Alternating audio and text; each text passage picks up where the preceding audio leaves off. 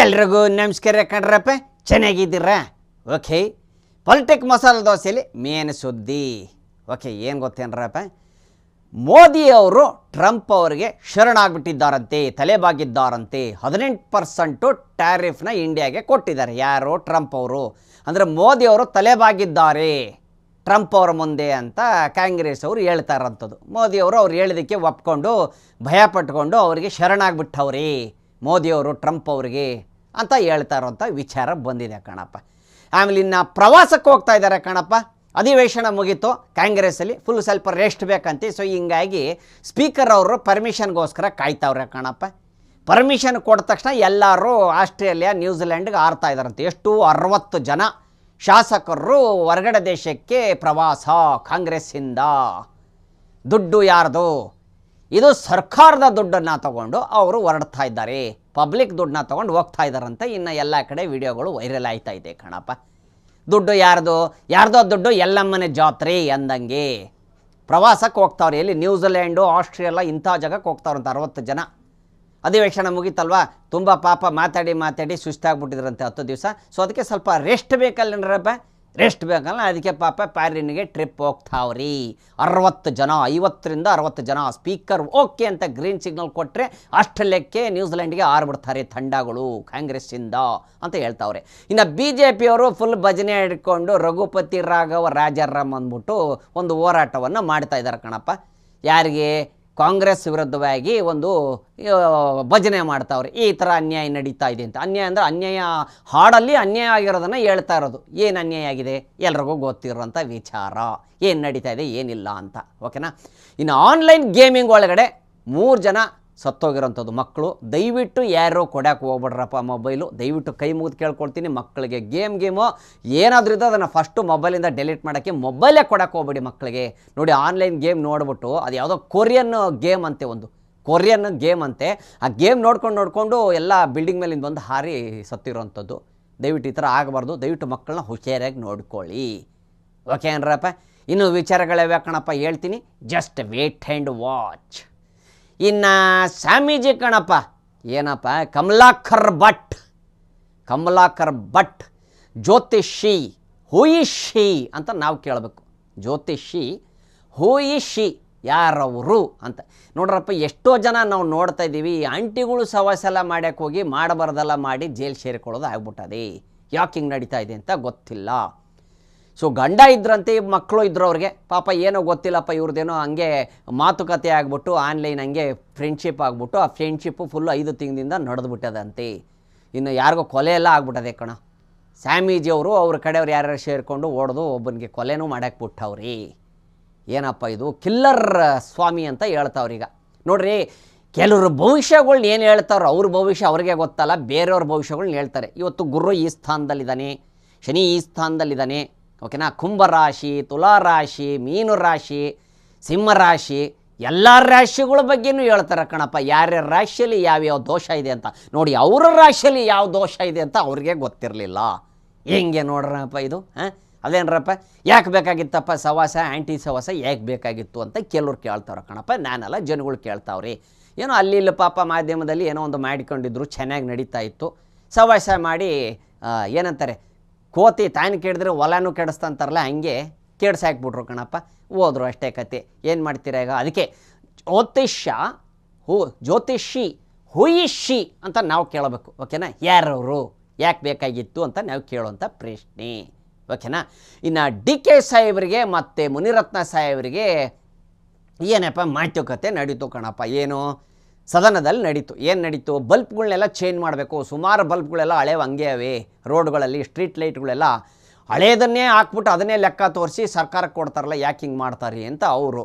So ಆಯ್ತಪ್ಪ, ಇರಲಿ, ನೀನು ನಮ್ಮ ಗಡಿಯಲ್ಲೇ ಬೆಳೆದವನು, ಓಕೆನಾ, ನಮ್ಮ ಇದರಲ್ಲೇ ಬೆಳೆದವ್ ನೀನು, ನಾವೇ ಬೆಳೆಸಿರೋದು ನಿಮ್ಮನ್ನು, ನಮ್ಮ ಗರಡಿಯಲ್ಲೇ ಬೆಳೆದಿರೋದು ನೀನು ಅಂತೇಳಿ DK ಸಾಹೇಬರು ಅವ್ರಿಗೆ ಟ್ಯಾಂಕ್ ಕೊಟ್ಟಿರೋಂಥದ್ದು. ಹೌದು, ನೀವು ನಮ್ಮ ಗುರುಗಳೇ ಬಿಡಿ, ಸೀನಿಯರ್ ನೀವು ನಮಗೆ ಅಂತ ಅವರು.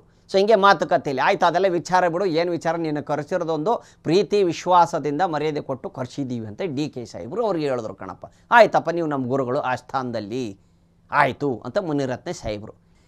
ಇನ್ನೊಂದು ವಿಚಾರ ಕಣಪ್ಪ, ಆರ್ ಅಶೋಕ್ ಸಾಹೇಬರು ಸದನದಲ್ಲಿ ಏರಿರೋಂಥದ್ದು, ನಾನು ಇನ್ನೋವರೆಗೂ ಸೋತಿಲ್ಲ, ಎಲೆಕ್ಷನ್ ಯಾವತ್ತೂ ಸೋತಿಲ್ಲ, ನಾನು 7 ಸತಿ ಗೆದ್ದಿದ್ದೀನಿ, 7 ಸತಿ ನಾನು ಗೆದ್ದಿದ್ದೀನಿ, ಸಿ ಎಮ್ ಸಾಹೇಬರು ಸೋತ್ಬಿಟ್ಟವ್ರಿ. ಬೇರೆಯವ್ರ ಮಾತುಗಳು ರಾಂಗ್ ಮೆಸೇಜ್ಗಳೆಲ್ಲ ತೊಗೊಂಡು ಸೋತ್ಬಿಟ್ಟವ್ರೆ. ಸಿ ಎಮ್ ಸಾಹೇಬರು, ಸಿದ್ದರಾಮಯ್ಯ ಸಾಹೇಬರು ಸೋತವ್ರೆ. ಆದ್ರೆ ನಾನು ಇನ್ನೂವರೆಗೂ ಸೋತಿಲ್ಲ. ಆಮೇಲೆ ಡಿ ಕೆ ಸಾಹೇಬರು ನೀವು ಸೋತಿಲ್ಲ, ನೀವು ಇನ್ನೂವರೆಗೂ ಸೋತಿಲ್ಲ ಅಂತೇಳಿ ಅವ್ರು ಹೇಳಿರೋಂಥದ್ದು ಕಣಪ್ಪ. ಸೋತ ಇಲ್ಲ ಅಂತೆ ಹೊಟ್ಟೆ ಅವತ್ತು 7 ಸತಿ ನಾನು ಗೆದ್ದಿದ್ದೀನಿ ಅಂತ ಹೆಮ್ಮೆಯಿಂದ ಹೇಳ್ಕೊಂಡಿರೋದು ಆರ್ ಅಶೋಕ್ ಸಾಹೇಬರು. ಡಿ ಕೆ ಸಾಹೇಬರು ಅದಕ್ಕೆ ನಗ್ತವ್ರು, ಹೌದಪ್ಪ ನಾನು ಸೋತಿಲ್ಲ, ನಾನು ಗೆದ್ದಿದ್ದೀನಿ, ಸಿ ಎಮ್ ಸಾಹೇಬರು ಸೋತೋಗ್ಬಿಟ್ಟವ್ರಿ ಅಂತ ಅವರೊಂದು ನಗೆ ಚಟಾಕಿ ಫುಲ್ಲು. ಅಲ್ಲಿ ಒಂದು ನಗು ಬೇಕಲ್ಲೇನರಪ್ಪ. ಮತ್ತೆ ಸದನದಲ್ಲಿ ಬರೀ ಜಗಳಗಳು ಆಡ್ತಾಯಿದ್ರಿ ವಿರೋಧ ಪಕ್ಷಗಳು, ಹೆಂಗಿರುತ್ತೆ. ಸೊ ಇಂಥವು ಕೌಂಟ್ರುಗಳೆಲ್ಲ ಇರಬೇಕು ಅವಾಗ ಸೆಂಟ್ರಲ್ಲಿ, ಅಲ್ವೇನ್ರಪ್ಪ. ಎಷ್ಟೊಂದು ವಿಚಾರ ಕಣಪ್ಪ. ಸದನದಲ್ಲಿ ಶಿವಲಿಂಗೇಗೌಡರು ಬಿ ಜೆ ಪಿಯವರ ಮೇಲುಗಡೆ ಆಕ್ರಮಣ. ಯಾವ ಥರ ಕೋತಿ ಥರ ಎಲ್ಲ ಆಡಬಾರ್ದು. ಯಾವುದೋ ಗುಲ್ಬರ್ಗದಲ್ಲಿ ಏನೋ ಹೋಗಿ ಆಡ್ತಾ ಇದೆಯಲ್ಲ ಆ ಕೋತಿ ಆಟ, ಅಲ್ಲೋಗಿ ಆಡು, ಇಲ್ಲಿ ಆಡೋಕ್ಕೆ ಹೋಗ್ಬೇಡ. ಬಿ ಜೆ ಪಿ ಶಾಸಕರ ಮೇಲೆ ಹೇಳಿರೋಂಥದ್ದು ಶಿವಲಿಂಗೇಗೌಡರು ಅವ್ರು ಹೇಳಿರೋಂಥದ್ದು ಮಾತು. ಏನ್ರಿ ಹಿಂಗೆ ಕೋತಿ ಥರ ಆಡ್ತೀರಿ ನೀವು ಬಿ ಜೆ ಪಿಯವರು, ನಿಮ್ಮ ಆಟ ಏನಿದ್ರು ಅಲ್ಲಿ ಹೋಗಿ ಎಲ್ಲಿ ಬಿಜಾಪುರನೋ ಗುಲ್ಬರ್ಗನೋ ಆ ಕಡೆ ಹೋಗಿ ಆಡಿ, ನಿಮ್ಮ ಕೋತಿ ಚಾಷ್ಟಗಳು ಇಲ್ಲಿ ನನ್ನ ಹತ್ರ ಆಡೋಕ್ಕೆ ಬರಬೇಡಿ, ಬೆಂಬಲ ಬೇರೆ ಕೊಡ್ತೀವಿ ನಿಮ್ಗೆ ನಾವು, ಹಂಗೆ ಹಿಂಗೆ ಅಂತ ಏಕವಚನದಲ್ಲಿ ಮಾತಾಡಿರೋಂಥದ್ದು ಕಣಪ್ಪ. ಬಿ ಜೆ ಪಿ ಶಾಸಕರು ಇಳಿದ್ಬಿಟ್ರು ಕಣಪ್ಪ, ಅವರು ರೊಚ್ಚಿಗೆ ಇಳಿದ್ಬಿಟ್ರು ಕಣಪ್ಪ, ಧಿಕ್ಕಾರ ಅಂತ. ಇವ್ರದ್ದು ಹಂಗೆ ಕಣಪ್ಪ, ಮಾಮೂಲಿ ಕಣಪ್ಪ. ರಾಜಕಾರಣಿಗಳೆಲ್ಲ ಕಿತ್ಲಾಡ್ತಾರೆ, ಆಮೇಲೆ ಒಂದಾಗ್ತಾರಲ್ಲ ಅಣ್ಣ ತಮ್ಮದ್ರಿದ್ದಂಗೆ ಕಣಪ್ಪ, ಅಲ್ಲೇನ್ರಪ್ಪ. ಬಿ ಜೆ ಪಿಯವ್ರಿಗೆ ನಾಚಿಕೆ ಮಾನ ಮರ್ಯಾದೆ ಇಲ್ಲ. ನಿಮಗೆಲ್ಲ ನಾಚಿಕೆ ಮಾನ ಮರ್ಯಾದೆ ಇಲ್ಲ. ಯಾರೇ ನಿಮ್ಮನ್ನೆಲ್ಲ ಶಾಸಕರು ಮಾಡಿದವರು, ಯಾರು ಒಳಗೆ ಬಿಟ್ಟವ್ರು ನಿಮ್ಮನ್ನು, ಈ ಥರ ಎಲ್ಲ ಮಾತಾಡಿದ್ರು ಕಣಪ್ಪ. ನಿಮ್ಮಂಥವ್ರು ಎಷ್ಟೇ ಜನ ಬಂದರೂ ನಾನು ಎದರಲ್ಲ. ನಿನ್ನ ಹೆಂಡ್ತಿನ ತಹಸೀಲ್ದಾರ್ ಮಾಡಿಬಿಟ್ಟು ಅಲ್ಲಿಂದ ದುಡ್ಡನ್ನ ಪೀಕಿಸ್ಕೊಂಡಿದ್ಯಾ ನೀನು ಅಂತ ಹೇಳಿದ್ರು. ಯಾರಿಗೆ ಹೇಳಿದ್ರು? ಯಾರು ಹೆಂಡ್ತಿ ತಹಸೀಲ್ದಾರ್ ಆಗಿದ್ರು ಎಲ್ರಿಗೂ ಗೊತ್ತಿರೋಂಥ ವಿಚಾರ. ಬಿ ಜೆ ಪಿ ಶಾಸಕರಿಗೆ ಹೆಂಗಂದ್ರೆ ಹಂಗೆ ಬಾಯಿಗೆ ಬಂದಂಗೆ ಬೈದಿರೋಂಥದ್ದು ಶಿವಲಿಂಗೇಗೌಡರು, ಕಾಂಗ್ರೆಸ್ ಎಮ್ ಎಲ್ ಎ ಬೈದಿರೋಂಥ ಮಾತುಗಳು. ಮಾನ ಮರ್ಯಾದೆ ಇಲ್ಲ ನಿಮಗೆ, ಬಿ ಜೆ ಪಿಯವ್ರಿಗೆ ನಾಚಿಕೆ ಮಾನ ಮರ್ಯಾದೆ ಏನೂ ಇಲ್ಲ. ರಾಜ್ಪಾಲರು ತಡೆದಿದ್ದಕ್ಕೆ ನಿಮ್ಮನ್ನು ಬಿಟ್ಟಿದ್ದೀನಿ, ಇಲ್ಲಾಂದ್ರೆ ನಿಮ್ಮನ್ನು ಇರಿಸ್ತಿದ್ದ ನಾನು ಇವತ್ತಿಲ್ಲಿ. ರೂಲ್ಸ್ ರೆಗ್ಯುಲೇಷನ್ನ ಫಾಲೋ ಮಾಡೋ ಒಂದು ಯೋಗ್ತಿ ಇಲ್ಲ ನಿಮಗೆ ಬಿ ಜೆ ಪಿಯವ್ರಿಗೆ. ಧರಣಿ ಮಾಡೋ ಜಾಗನ ಇದು ಅಂಥೇಳಿ ಹಂಗೆ ಹಿಂಗೆ ಹಿಗ್ಗ ಮುಗ್ಗ ಬೈದಾಕ್ಬಿಟ್ಟವ್ರೆ ಕಣಪ್ಪ. ಇನ್ನು ಅವರು ಧಿಕ್ಕಾರ ಕೂಗಕ್ಕೆ ಶುರು ಮಾಡಿಬಿಟ್ಟವ್ರು ಇವ್ರ ಹೆಸರು ಮೇಲೆ. ಓಕೆ, ಸಿ ಜೆ ರಾಯ್ ಅವರ ಮೊಬೈಲು ಸಿಕ್ಕಿದೆ ಅಂತ SIT ಕೈಗೆ. Incoming calls out going calls, ಯಾರು ಕಾಲ್ ಮಾಡಿದ್ರು ಏನಿದೆ ರೆಕಾರ್ಡ್ ಎಲ್ಲ ಇವಾಗ ಹೊರಗಡೆ ಬರ್ತಾ ಇದೆ. ಓಕೆನಾ, ಇಷ್ಟು ಮಾಹಿತಿ ಸಿಕ್ಕಿದೆ ಕಣಪ್ಪ ನಮಗೆ. ಎಸ್, ಸಿ ಜೆ ರಾಯ್ ಅವರ ಮೊಬೈಲ್ ಈಗ SIT ಕೈಗೆ ಸಿಕ್ಕಿದೆ. ಎಲ್ಲ ತನಿಖೆ ಶುರು ಆಗಿದೆ ಅಂತೆ. ಈಗ ಗೊತ್ತಾಗತ್ತೆ ಇನ್ಮೇಲೆ ಹೆಂಗೆ ಏನು ಕೊಲೆ ಮಾಡಿದ್ರ ಇಲ್ಲ ಅವರ ಆತ್ಮಹತ್ಯೆ ಮಾಡಿಕೊಂಡ್ರ ಎಲ್ಲ ಹೊರಗಡೆ ಬರುತ್ತೆ ಕಣ್ರಪ್ಪ. ಹಿಂಗಾಗಬಾರ್ದಾಗಿತ್ತು, ಆಯಿತು ಅಂತ ಇನ್ನು ಕೆಲವರು ಹೇಳ್ತಾ ಇದ್ದಾರೆ. ಎಸ್, ಖಂಡಿತ. ಸದನದಲ್ಲಿ ಯತ್ನಾಳ್ ಸಾಹೇಬರು ಭ್ರಷ್ಟಾಚಾರ ತುಂಬ ಇದೆ, ಕಾಂಗ್ರೆಸ್ಸಲ್ಲಿ ಭ್ರಷ್ಟಾಚಾರ ಜಾಸ್ತಿ ಇದೆ ಅಂತ. ಇನ್ನು ಬಿ ಜೆ ಪಿ ಶಾಸಕರೆಲ್ಲರೂ ಸೇರಿ ಭ್ರಷ್ಟಾಚಾರ, ರಾಹುಲ್ ಗಾಂಧಿ ಭ್ರಷ್ಟಾಚಾರ, ರಾಹುಲ್ ಗಾಂಧಿಯಲ್ಲಿ ತುಂಬ ಅಂದರೆ ಕಾಂಗ್ರೆಸ್ಸಲ್ಲಿ ಭ್ರಷ್ಟಾಚಾರ ಜಾಸ್ತಿ ನಡೀತಾ ಇದೆ ಅಂಥೇಳಿ ಧಿಕ್ಕಾರವನ್ನು ಕೂಗಿರೋಂಥದ್ದು ಸದನದಲ್ಲಿ. ಯತ್ನಾಳ್ ಸಾಹೇಬರು ಅದ್ರ ಬಗ್ಗೆ ಹೇಳಿದ್ರು. ಎಷ್ಟು ಅನ್ಯಾಯಗಳು ನಡೆದಿದೆ, ವಾಲ್ಮೀಕಿ ಹಗರಣ, ಯಾವುದ್ಯಾವ್ದು ಹಗರಣಗಳು ನಡೆದಿದೆ ಎಲ್ಲ ಒಂದು ಪ್ರತಿಯೊಂದು ಬಿಡಿಸಿ ಹೇಳಿದ್ರು. ಆ ಟೈಮಲ್ಲಿ ರಾಹುಲ್ ಗಾಂಧಿ ಅವರಿಗೆ ಧಿಕ್ಕಾರ ಕೂಗಿರೋಂಥದ್ದು ಸದನದಲ್ಲಿ ಬಿ ಜೆ ಪಿ ಶಾಸಕರು. ಓಕೆ ಏನ್ರಪ್ಪ, ಇವೆಲ್ಲ ಏನೇನು ನಡೀತಾವೆ ಕಣಪ್ಪ. ಇಂಥವೆಲ್ಲ ರಾಜಕಾರಣದಲ್ಲೆಲ್ಲ ಇದ್ದೇ ಇರ್ತವೆ. ಯಾರು ಏನು ಮಾಡಿರ್ತಾರೆ, ಈ ಪಕ್ಷದವ್ರು ವಿರೋಧವಾಗ ಅವ್ರು ಹೇಳ್ತಾರೆ, ಅವ್ರು ಮಾಡಿರೋದು ಇವ್ರು ಹೇಳ್ತಾರೆ. ಅದೆಲ್ಲ ಹೇಳಿದಾಗ ನಮಗೆ ಗೊತ್ತಾಯಿದೆ ಕಣಪ್ಪ ಯಾರು ಏನು ಮಾಡೋವ್ರಿ ಅಂತ, ಅಲ್ವೇನ್ರಪ್ಪ. ಎಸ್, ಇನ್ನೂ ವಿಚಾರಗಳು ಹೇಳ್ತೀನಿ ಕಣಪ್ಪ, ಜಸ್ಟ್ ವೇಟ್ ಆ್ಯಂಡ್ ವಾಚ್. ಇನ್ನು ಪ್ರದೀಪ್ ಈಶ್ವರ್ ಅವರು ಕನಕಪುರದಲ್ಲಿ ಏನು ನಡೀತಾ ಇದೆಯೋ ಕಾರ್ಯಕ್ರಮ, ಡಿ ಕೆ ಸಾಹೇಬರು, ಸುರೇಶ್ ಸಾಹೇಬರು ಎಲ್ಲರೂ ಅಲ್ಲೇ ಇದ್ದರು. ಇನ್ನು ಐಶ್ವರ್ಯ ಮೇಡಮ್ ಇವರೆಲ್ಲ ಫ್ಯಾಮಿಲಿ, ಡಿ ಕೆ ಸಾಹೇಬರು ಫ್ಯಾಮಿಲಿ ಎಲ್ಲ ಇತ್ತು. ಸೊ ಪ್ರದೀಪ್ ಈಶ್ವರ್ ಸಾಹೇಬರು ಹೇಳಿರೋದು ಮೈ ಬಾಸ್, ಮೈ ಇನ್ಸ್ಪಿರೇಷನ್ ಎಲ್ಲ ಡಿ ಕೆ ಸಾಹೇಬರು. ಮಕ್ಕಳ, ನಾನು ನಿಮ್ಗೊಂದು ಮಾತು ಹೇಳ್ತೀನಿ, ಓದಿ ಡಾಕ್ಟ್ರು ಇಂಜಿನಿಯರ್ ಆಗ್ಬೇಕು ಅಂದ್ಕೊಂಡಿದ್ದೀರಾ ನೀವೆಲ್ಲ, ಒಬ್ಬರು ಅಮೇರಿಕ ಹೋಗ್ಬೇಕಂತಾರೆ, ಬೇಡ, ಇಲ್ಲೇ ಓದಿ ನೀವು, ಇಲ್ಲೇ ಚಿಕ್ಕಬಳ್ಳಾಪುರನೋ ಇಲ್ಲಾಂದ್ರೆ ಇಲ್ಲೇ ಕನಕಪುರದಲ್ಲೋ ನೀವು ಡಾಕ್ಟ್ರಾಗಿ ಹೆಸರು ಮಾಡಬೇಕು. ಗೆದ್ದರೆ ವಿಕ್ಟ್ರಿ. ಮಮ್ಮಿ ಮೀನು ಕೇಳ್ತಂತೆ ನೀರೊಳಗಡೆ, ಮಮ್ಮಿ ಮೀನ್, ನಾವೆಲ್ಲ ಫಿಶ್ಗಳು ಒಳಗಡೆ ಇದೀವಲ್ಲ ನೀರೊಳಗಡೆ, ಯಾಕೆ ಅಂತ ಮೇಲ್ಗಡೆ ಎಲ್ಲ ಸೆಲಿ ಫಿಶ್ ಇದ್ದಾರೆ ಅಂದ್ರಂತೆ ಭೂಮಿ ಒಳಗಡೆ. ಇದು ನಾನಲ್ಲಪ್ಪ ಹೇಳ್ತಾ ಇರೋದು, ಪ್ರದೀಪ್ ಈಶ್ವರ್ ಸಾಹೇಬ್ರು ಹೇಳಿರೋಂಥ ಡೈಲಾಗ್. ಎಲ್ಲ ಸಿನಿಮಾ ಡೈಲಾಗೇ ಕಣಪ್ಪ. ಸಾಯಿ ಕುಮಾರ್ ಅವರು ಬಿಟ್ಟರೆ ಇವರೇ ಕಣಪ್ಪ ಇರೋದು ಡೈಲಾಗ್ ಹೇಳೋದ್ರಲ್ಲಿ. ಸಾಯಿ ಕುಮಾರ್ ಅವರು ಫಿಲ್ಮಲ್ಲಿ ಹೇಳ್ತಾರೆ, ಇವರು ಆನ್ ಸ್ಟೇಜ್ ಹೇಳ್ತಾರೆ. ಯಾರು? ಪ್ರದೀಪ್ ಈಶ್ವರ್ ಸಾಹೇಬ್ರು. ಡೈಲಾಗ್ ಕಿಂಗ್ ಅಂತಲೇ ಹೇಳಬೇಕು ಕಣಪ್ಪ. ಸೊ ಡಿ ಕೆ ಅವ್ರ ಬಗ್ಗೆ ತುಂಬ ಹೊಗಳಿ ಹೇಳಿರೋಂಥ ವಿಚಾರಗಳು. ಮೀನು ಕೇಳ್ತಂತೆ, ಅದೇ ಹೇಳಿದ್ನಲ್ಲಿ ಇನ್ನೊಂದು ಸರ್ತಿ ಹೇಳ್ತೀನಿ, ಮೀನು ಕೇಳ್ತಂತೆ ನೀರೊಳಗಡೆ, ನಾವೆಲ್ಲ ಯಾಕೆ ಮಮ್ಮಿ ನೀರೊಳಗಿದ್ದೀವಿ ಅಂತ. ನಾವು ಫಿಶಪ್ಪ, ಮೇಲ್ಗಡೆ ಸೆಲಿ ಫಿಶ್ಗಳಿದ್ದಾವೆ ಅಂದ್ರಂತ. ಹಂಗಾದ್ರೆ ಯಾರಿಗೆ ಹೇಳಿದ್ರಪ್ಪ ಸೆಲಿ ಫಿಶ್ಗಳು ಯಾರು? ಅಲ್ಲ, ಎಲ್ಲ ಪರೀಕ್ಷೆಗಳು ಮೇಲ್ಗಡೆ ನೀವು ಕಣಪ್ಪ. ಇನ್ನು ಸೆಲಿ ಫಿಶ್ ಯಾರು ಅಂತ ಇವ್ರು ಬಾಯ್ಬಿಟ್ಟು ಹೇಳಿದ್ರೆ ಚೆನ್ನಾಗಿರೋದು ಅನ್ಸುತ್ತೆ ಕಣಪ್ಪ. ಎಸ್, ಇನ್ನು ವಿಚಾರಗಳವೆ ಕಣಪ್ಪ ಹೇಳ್ತೀನಿ, ಜಸ್ಟ್ ವೇಟ್ ಆ್ಯಂಡ್ ವಾಚ್. ಇನ್ನು ಕಮಲಾಕರ್ ಭಟ್ ಅವರ ವಿಚಾರ ವಿಡಿಯೋಗಳೆಲ್ಲ ವೈರಲ್ ಆಗ್ತಾಯಿದೆ ಕಣಪ್ಪ, ವೈರಲ್ ಆಗ್ತಾನೇ ಇದೆ. ಬೇಡಾಗಿತ್ತು ಅನಿಸುತ್ತೆ. ಜ್ಯೋತಿಷಿ ಹುಯಿಷಿ ಅಂತ ನಾವು ಪದೇ ಪದೇ ಕೇಳಬೇಕಾಗತ್ತೆ. ಇನ್ನೂ ವಿಚಾರಗಳಿವೆ ಕಣಪ್ಪ. ಇನ್ನು ಪ್ರದೀಪ್ ಈಶ್ವರ್ ಅವರು ಈ ಮಾತು ಹೇಳ್ಬೇಕಾಗಿತ್ತು, ಹೇಳ್ಬಾರ್ದಾಗಿದ್ದೋ ಗೊತ್ತಿಲ್ಲ.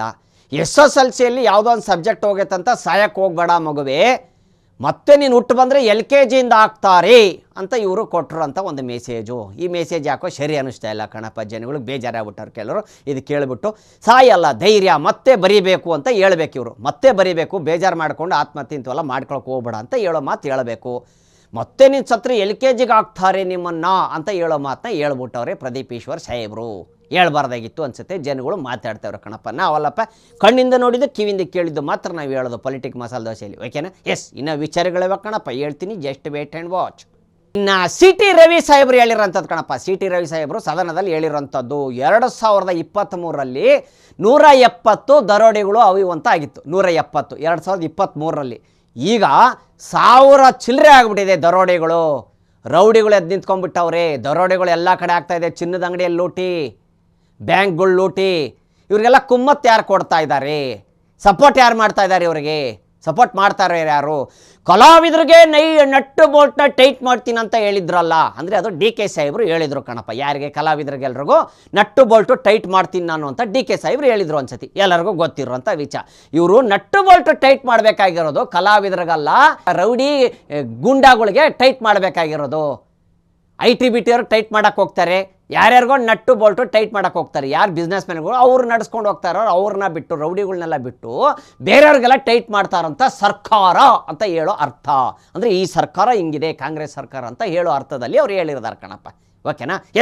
ಶಿವಲಿಂಗೇಗೌಡರು ಮತ್ತೆ ಹೇಳ್ಬಿಟ್ಟವ್ರು ಕಣಪ್ಪ. ಏನು? ಕರ್ನಾಟಕದಲ್ಲಿ BJP ಸರ್ಕಾರನ ತೆಗೆದು ಬಿಸಾಕ್ತಾರೆ. ಬರೀ ಕರ್ನಾಟಕದಲ್ಲಲ್ಲ, ಇಡೀ ಭಾರತದಲ್ಲಿ ಒಂದು ದಿವಸ BJPನೇ ತೆಗೆದು ಬಿಸಾಕ್ತಾರೆ. ಮಹಾತ್ಮ ಗಾಂಧಿ ಹುಟ್ಟಿದಂಥ ದೇಶ ಇದು ಅಂಥೇಳಿ ಶಿವಲಿಂಗೇಗೌಡರು ಮಾತಾಡಿರೋ ಮಾತು ಇವತ್ತು ಈಗ ಜಸ್ಟ್ ಸದನದಲ್ಲಿ ಮಾತಾಡ್ರಂಥಪ್ಪ. 2-3 ನಿಮಿಷ ಆಗಿರಬೇಕು ಈ ಸುದ್ದಿ ಬಂದು, ಓಕೆನಾ? BJPನ ತೆಗೆದು ಬಿಸಾಕ್ತಾರಂತ ಇಡೀ ಭಾರತ ದೇಶದಿಂದ. ಗಾಂಧೀಜಿಯವರು ಹುಟ್ಟಿರೋಂಥ ಸ್ಥಳ ಇದು. ನಿಮ್ಮಂಥವ್ರಿಗೆ ಇಲ್ಲಿ ನಾಲಾಯಕ್ ನೀವು BJPಯವರು. ನಿನ್ನ ಹೆಂಡ್ತಿ ತಹಸೀಲ್ದಾರ್ ಮಾಡಿಬಿಟ್ಟು ಅಲ್ಲಿಂದ ದುಡ್ಡು ಪೀಗಿಸ್ಕೊಂಡಿರೋದು ಎಲ್ಲ ಗೊತ್ತಿದೆ, ಜನಗಳು ಮಾತಾಡ್ತಾವ್ರಿ. ಇಂಥ ಮಾತುಗಳೇ ಇತ್ತು ಕಣಪ್ಪ, ಓಕೆ? ಇನ್ನು ವಿಚಾರಗಳು ಹೇಳ್ತೀನಿ, ಜಸ್ಟ್ ವೇಟ್ ಆ್ಯಂಡ್ ವಾಚ್. ಇನ್ನು ರಾಮನಗರದಲ್ಲಿ ಕರ್ಮಭೂಮಿಯಲ್ಲಿ ಈಗ ನೆಕ್ಸ್ಟ್ ಏನು ಎಲೆಕ್ಷನ್ ಇದೆಯೋ ಈಗ ನಾವಲ್ಲಿ ಸ್ಪರ್ಧಿಸ್ತೇವೆ. ಯಾರು ಸ್ಪರ್ಧಿಸ್ತಾರೆ? HD ಕುಮಾರಸ್ವಾಮಿ ಅವರ ಇಲ್ಲ ನಿಖಿಲ್ ಕುಮಾರಸ್ವಾಮಿ ಅವರು ನಿಂತ್ಕೊಂತಾರ ಅನ್ನೋದು ಇವಾಗ ಬಂದಿರೋದು ಒಂದು ಗೊಂದಲ ಆಗ್ಬಿಟ್ಟದೆ JDSಲ್ಲಿ. ಯಾರು ನಿಂತ್ಕೋತಾರೆ ಅಂತ? ಕುಮಾರಸ್ವಾಮಿ ಅವರು ನಿಂತ್ಕೋಬೇಕು ಅಂತ ಕೆಲವರು, ಇಲ್ಲ ನಿಖಿಲ್ ಕುಮಾರಸ್ವಾಮಿ ಅವ್ರಿಗೆ ಒಂದು ಅವಕಾಶ ಸಿಗಬೇಕು, ಇನ್ನೂವರೆಗೂ ಗೆದ್ದಿಲ್ಲ, ಈ ಸತಿ ಗೆಲ್ಲಿಸ್ತಾರೆ ಜನ ಅಂತ ಮಾತುಕತೆ ನಡೀತಾ ಇದೆ ಅಂತೆ ಕಣಪ್ಪ. ರಾಮನಗರದಲ್ಲಿ ಸ್ಪರ್ಧೆಯಲ್ಲಿ ಈ ಸತಿ ತಂದೆ ನಿಂತ್ಕೊತಾರೋ ಮಗ ನಿಂತ್ಕೊತಾರೋ ಅನ್ನೋದು ಯಾರಿಗೂ ಗೊತ್ತಿಲ್ಲ, ಓಕೆನಾ? ಇದೊಂದು ಗೊಂದಲ ಈಗ JDSಲ್ಲಿ ಇದೊಂದು ಗೊಂದಲ ಆಗ್ಬಿಟ್ಟದೆ. ಏನು? ಯಾರು ನಿಲ್ಲಿಸ್ತಾರೆ? ಕುಮಾರಣ್ಣ ನಿಂತ್ಕೋತಾರ ಇಲ್ಲ ನಿಖಿಲ್ ಕುಮಾರಸ್ವಾಮಿ ಅವ್ರು ನಿಂತ್ಕೋತಾರ? ಜನ ಈ ಸತಿ ನಿಖಿಲ್ ಕುಮಾರಸ್ವಾಮಿ ಅವ್ರಿಗೆ ಗೆಲ್ಲಿಸ್ತಾರಾ? ಗೆಲ್ತೀನಿ ಅನ್ನೋ ಒಂದು ನಂಬಿಕೆ ಅವ್ರಿಗಿದೆ. ಕುಮಾರಣ್ಣ ಅವರು ಮಗನ್ನ ಗೆಲ್ಲಿಸ್ಬೇಕನ್ನೋ ಆಸೆ ಇಟ್ಕೊಂಡಿದ್ದಾರೆ. ಜನ ನೋಡಬೇಕು ಕಣಪ್ಪ, ಯಾರು ಗೆಲ್ಲಿಸ್ತಾರೆ ಏನು ಎತ್ತ ಅಂತ. ಈಗ ಅವ್ರ ಆಪೋಸಿಟ್ ಪಾರ್ಟಿಯಲ್ಲಿ ಯಾರು ನಿಲ್ತಾರೆ, ಪಕ್ಷದಲ್ಲಿ ವಿರೋಧ ಪಕ್ಷದಲ್ಲಿ ಯಾರು ನಿಲ್ತಾರೆ ಅನ್ನೋದೇ ಇವಾಗ ಒಂದು ಪ್ರಶ್ನೆ. ಅಲ್ಲೇನಾರ ಸದನದಲ್ಲಿ ಪ್ರೊಟೆಸ್ಟ್ ಮಾಡಿರೋಂಥದ್ದು ಟಮಟೆ ಬಾರಿಸಿ JDS BJP ಪಕ್ಷದವ್ರು ಎಲ್ಲ ಸೇರಿ ರಾತ್ರಿ ಪ್ರೊಟೆಸ್ಟ್ ಮಾಡಿದಾರಂತೆ ಕಣಪ್ಪ. ಟಮಟೆ ಎಲ್ಲ ಬಾರಿಸ್ಬಿಟ್ಟು ಡಂಕ್ ಞಕಂತ ಹಿಂಗೆ ಬಾರಿಸ್ಕೊಂಡು ಒಂದು ಅದೊಂದು ಅವ್ರಿಗೊಂದು ಮೆಸೇಜ್ ಕೊಡಬೇಕಲ್ವ, ಆಪೋಸಿಟ್ ಪಾರ್ಟಿಗೆ ಮೆಸೇಜ್ ಕೊಡ್ಬೇಕಲ್ಲ. ಹಿಂಗಾಗಿ ಟಮಟೆಗಳನ್ನೆಲ್ಲ ಬಾರಿಸಿ ಮೆಸೇಜ್ ಥ್ರೂ ಆಗಿ ಕೊಟ್ಟವ್ರಿ ಅಂತ ಹೇಳ್ತವ್ರೆ ಕಣಪ್ಪ, ಓಕೆನಾ? ಇವತ್ತಿನ ಸುದ್ದಿ ಇಷ್ಟ ಆಗಿತ್ತು ಕಣಪ್ಪ. ಕಣ್ಣಿಂದ ನೋಡಿದ್ದು ಕಿವಿಯಿಂದ ಕೇಳಿದ್ದು ಮಾತ್ರ ನಾವು ಹೇಳೋದು ಕಣಪ್ಪ, ಓಕೆನಾ? ಸುದ್ದಿಗಳು ಏನು ಕಡಿಮೆ ಸಿಗ್ತಾನೆ ಇರ್ತವೆ ಕರ್ನಾಟಕದಲ್ಲಿ. ಇವತ್ತು ಯಾರ್ಯಾರು ಪೊಲಿಟಿಕಲ್ ಮಸಾಲ ದೋಸೆ ನೋಡಿದ್ರು ಎಲ್ಲ ಅನ್ನದಾತರಿಗೂ ಧನ್ಯವಾದಗಳು. ಹೋಗಿ ಬರ್ತೀನಿ ಕಣ್ರಪ್ಪ. ಶೇಂಬುಲಿಂಗ. ನಿಮ್ಮೆಲ್ಲರ ಓಟು ಯಾರಿಗೆ? ಪೊಲಿಟಿಕಲ್ ಮಸಾಲೆ ದೋಸೆಗೆ. ನಿಮ್ಮೆಲ್ಲರ ಓಟು ಯಾರಿಗೆ? ಫ್ರೀಡಮ್ ಟಿವಿಗೆ. ಬರ್ತೀನಿ ಕಣ್ರಪ್ಪ. ಎಟ್ಲ ಕಾರಣ ವಿಧಾನಸೌಧಕ್ಕೆ ಹೋಗ್ಬೇಕು, ಏನರಪ್ಪ ಟಮಟೆಲ್ಲ ಬರೆಸ್ತವ್ರು, ನಾವು ಹೋಗ್ಬೇಕು ಕಣಪ್ಪ. ಡ್ಯಾಂಕ್ ನೆನ್ಕೊಂಡು ಬರ್ಲೇನ್ರಪ್ಪ. ಶೇಂಬುಲಿಂಗ.